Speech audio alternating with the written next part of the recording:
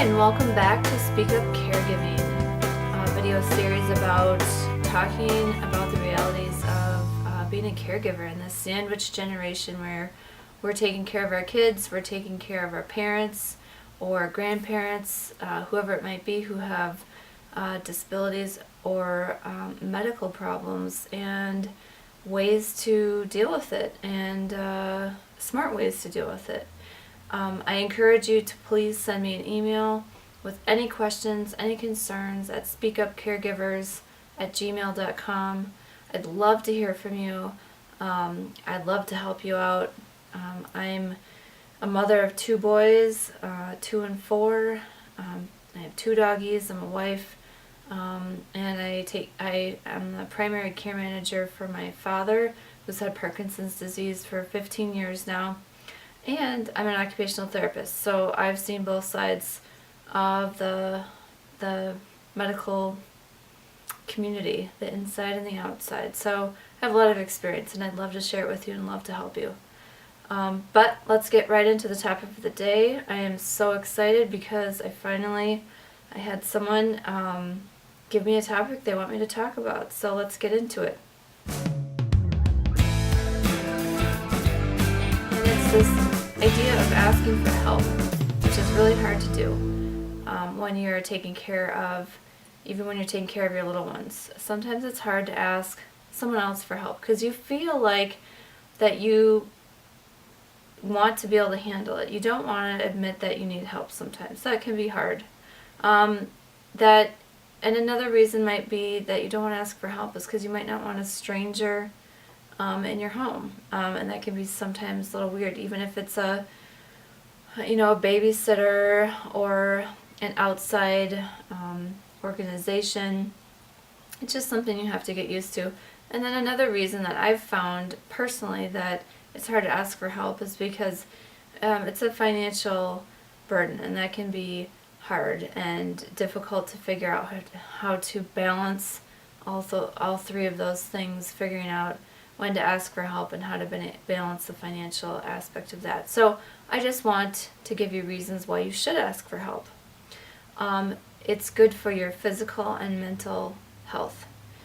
Physically, I can give you an example for myself. Last year when my father was actually in my home, it was becoming more and more difficult to physically help him.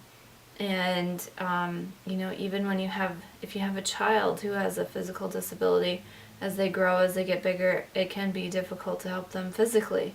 And also on top of that, it's difficult to deal with the mental side. You get burned out. It's caregiver burnout. It's really common. It's difficult to deal with it day in and day out, the whole day, all day long, and putting kids on top of it, or vice versa. If you have a child with a disability, to be able to keep up with all those things is very difficult day in and day out. So what kinds of help can you get? There's a couple different levels of help that I have encountered throughout the years.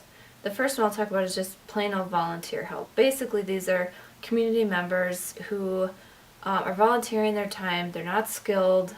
They may or may not have any special training, and they're just volunteering. And sometimes you can find that through community resources or a social worker or whatnot. Now, not all communities have something like this. You could possibly find something through your church, but again, it's not necessarily skilled help, which is difficult in some situations with, like, for example, dementia or psychosis, mental health issues, physical issues. So you kind of have to be careful when you use the volunteer help and how to screen that and who's been screening them. That's important to think about. The second one is basically just in-home caregiving. This could be any organization. Lots of hospitals in your community have them through their hospital. It can be anywhere from a CNA, which is a certified nursing assistant. They consider, and then all the way up to skilled nursing, which is an actual registered nurse. Now the CNAs, they have some training and medical background Generally, they know how to do transfers, and they do a basic level of care. They can help with bathing, toileting, things like that. Oh, and I also forgot, there's called companion care, which is kind of a step below like a full trained CNA. Companion is basically someone who can come in, someone who's probably been trained. You'd have to ask though. Maybe would make lunch, a meal, might go grocery shopping, might do laundry, help with the basics around the house. So you have companion care, a CNA, certified nursing assistant, and then an RN. And an RN will only come in if it's needed, if it's medically needed. If there's wound care, if there's home infusions that have to be done, blood testing, that's the only time they'll come in. They don't come in to just do bathing and dressing and things like that. Then the final type of care that I've seen is in respite. Basically, you could go to a local skilled nursing facility or CBRF kind of place where they have, or even like an assisted living. They'll often have respite care rooms where you could actually have the person that you're taking care of go and stay there either for the weekend, for a week, whatnot. And then generally that can be a little expensive. It depends.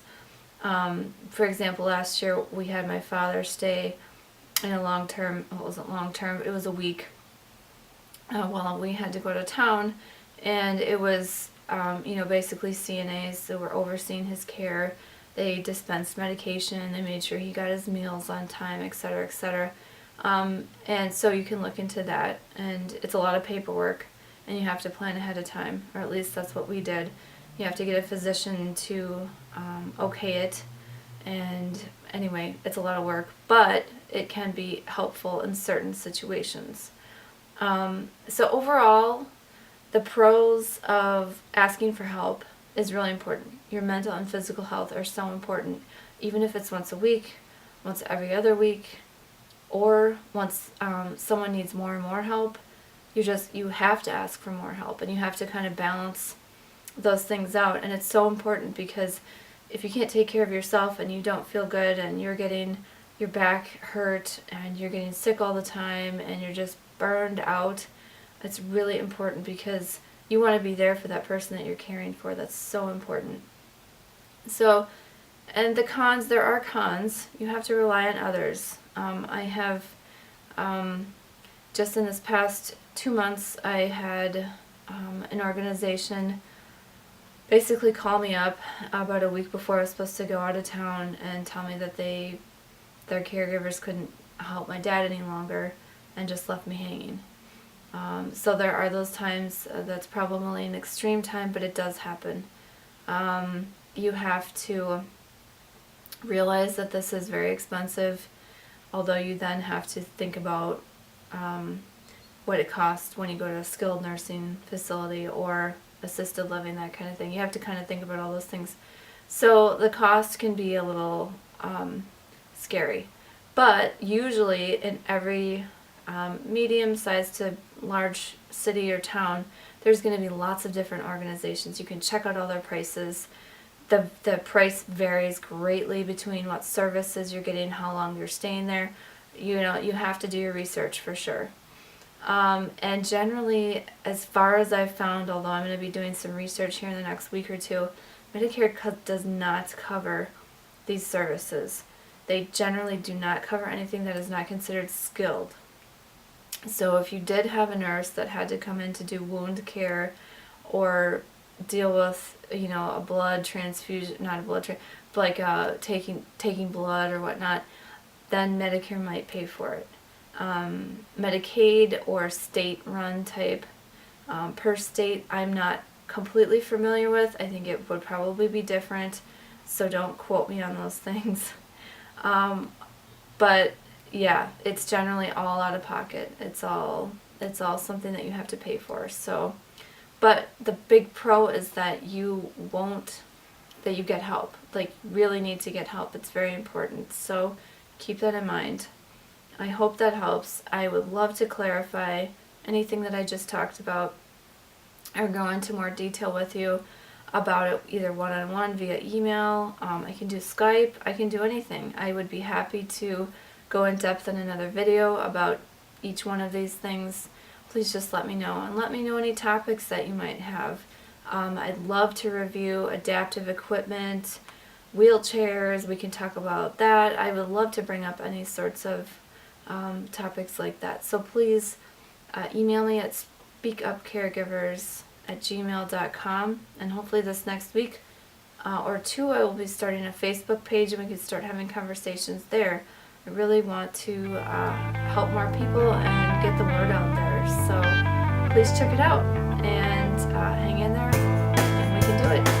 Have a great day.